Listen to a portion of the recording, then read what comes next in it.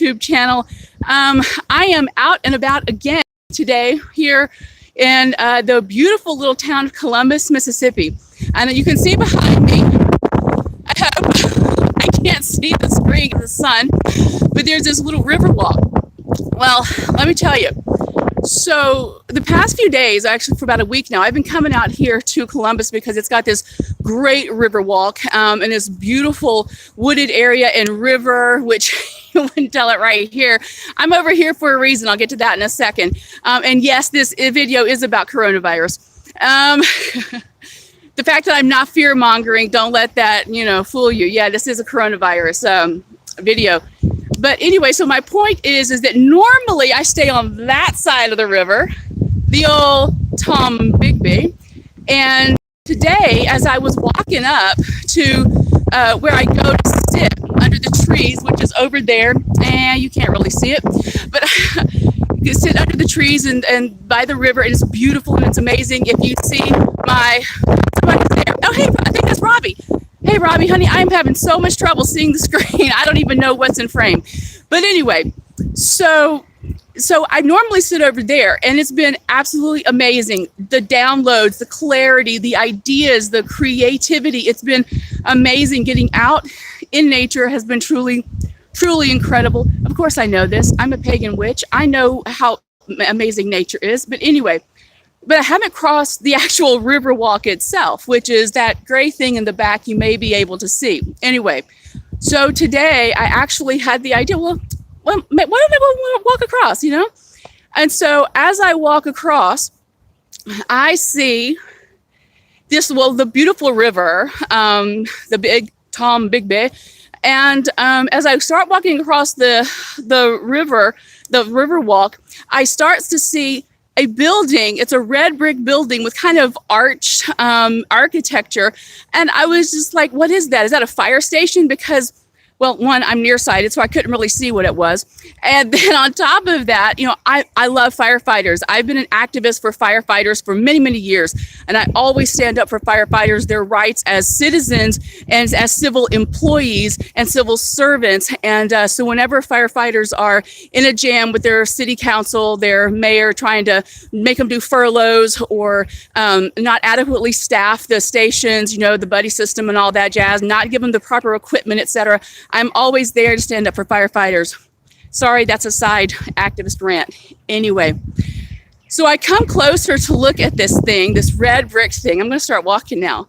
And I have to walk through these arch things. So of course, I'm thinking of like ancient Rome, right? And walking into the Colosseum, all the arches and everything.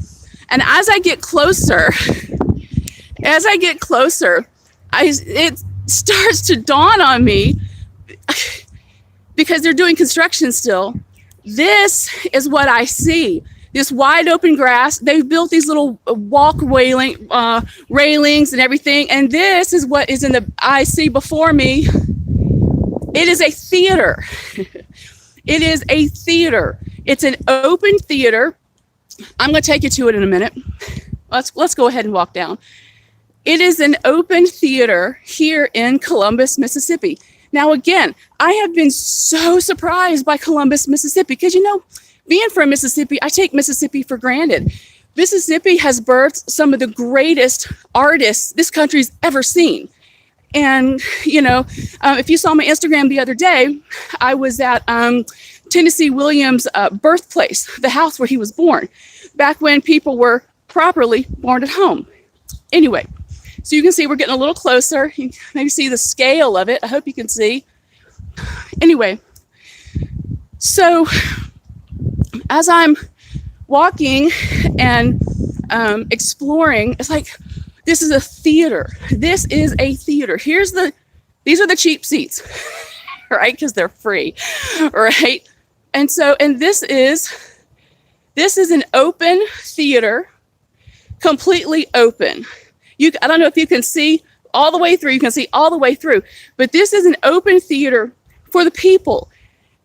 I'm assuming it was paid for by the people. But this is amazing. Right here in Columbus, Mississippi is this beautiful theater. Columbus, Mississippi, like I said, not only the birthplace of one of America's greatest writers, Tennessee Williams, but Also home to the Mississippi University for Women, which is the first university in the United States for women, the first public university for women. And the purpose of this was not to make them take home ec classes and make them, get them ready for being married and their duties and jobs, keeping their husband satisfied. The Mississippi University for Women had go ahead and take my glasses off now, had two founding principles, and that was preparing women for a liberal arts degree and to prepare women for employment. So it wasn't just about, learn some home ec things and go get married. No, it was about to prepare women for the real world, to earn their own money, to be financially sufficient. First university for that here in Mississippi. So, and right now I'm actually having a flashback because I saw this right here in a dream a couple years ago. So I'm having a little bit of deja vu. I've experienced this moment before, so I'm oh wow. So I'm glad y'all can share this with me. So okay, so more about this. So let me show you. So we're now at the theater part. So this is the backstage. It's a green room. Haha, get it? Green grass. Okay, I'm kidding. I won't make bad jokes anymore. But this is the wing. These are the wings. Yeah. And I don't know if I can actually flip my phone so that you can see. I don't want to yesterday's video took hours and hours and hours to upload, so I set it to delete it because it wasn't going anywhere. And then I get a message that I have a comment. But oops. So anyway, so I'm standing at the top of the stairs for the wings, and now I'm going to enter. Look at this, y'all. Look at this. Got the wings over here. Yeah. Look at all this. This is huge. There are Broadway theaters that have a smaller stage than this place right here. Looks like all brand new construction. And you can see you see that ladder? That's so that you can go up and change lights. You can also, if you have some kind of fly system, I don't see any true battens or electrics. I don't see the pipes that run across. That's where your flies hang on or your electrics hang on. The electrics obviously are the lights. So I don't see any of that, but they've got this great ladder right here. Also because you do have work lights. I don't know if y'all can see the work lights up there, those fluorescents. So they obviously have to be able to change those bulbs. But this is beautiful. And see, it's got the shading up there so that even when the sun is coming in, between 10 and 11 in the morning or 7, 8 at night when it's setting, the theater, the actors will have a little bit of shade because, when you wear costumes, it's so hot, and Mississippi, oh my God, humidity, whoo, July and August. I bet they're not going to be performing a lot. Not unless they're doing some Roman stuff or maybe some, O Calcutta where they're naked, right? So anyway, I just want to give you a little shot. Maybe I can get a panorama.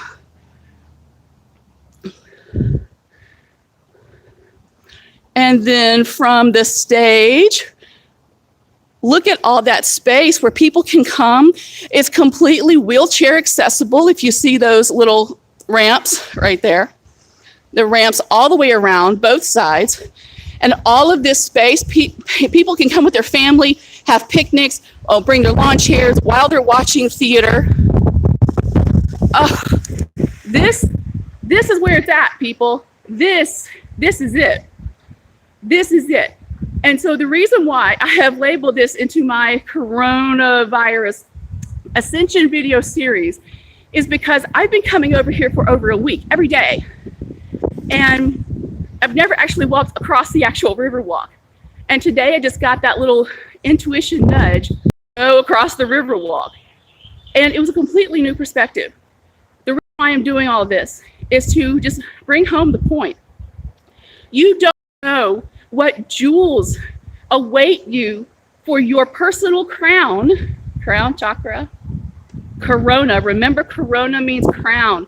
This is about, the whole coronavirus thing is about an awakening to what's more, why we're all here, to wake up from all of these systems, these matrices that just want to oppress us and keep us in fear. But when you step outside your comfort zone, when you literally step across a bridge to a new experience, you find amazing things. This is so amazing. Look, look, I haven't stood on an actual theatrical stage in so long. It's been about 3 years. So for me, this is absolutely incredible, a beautiful moment for me. And like I said, I just had a deja vu moment from a dream I had a couple years ago. So my point here is that coronavirus is keeping the world on shutdown. Well, because the dark forces are wanting to keep people scared. But what it's actually doing is it's letting people get a new clue, new ideas about what is possible and what awaits you if you're willing to just take that step into the unknown.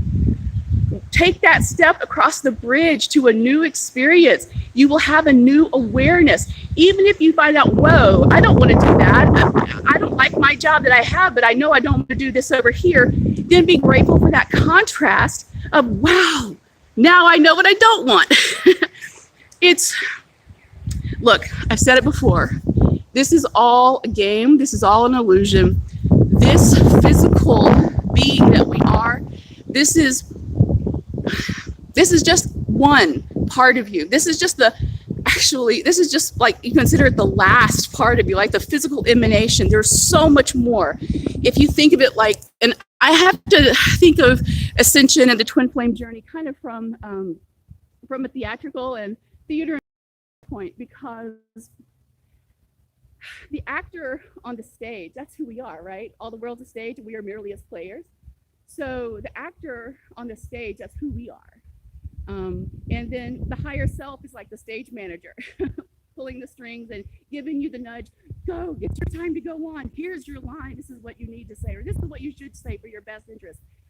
And then your I am presence is the director. Well, this is the plan that we have, and this is the vision that this physical incarnation, this emanation into the physical. Clarity for this was, well, I hate to say it was clear, but that clarity was really clear. I'm losing words right now because I am just loving being back on the stage. But anyway, but it came to me, it's like each of us here in the physical, thank you for that thumbs up. Thank you, thank you, thank you. I appreciate that, I do. But the clarity came when I thought of a one-man show or a one-woman show, is that all you see on the stage is one person, right? You see that? Just one person, nobody else, nobody, just one person.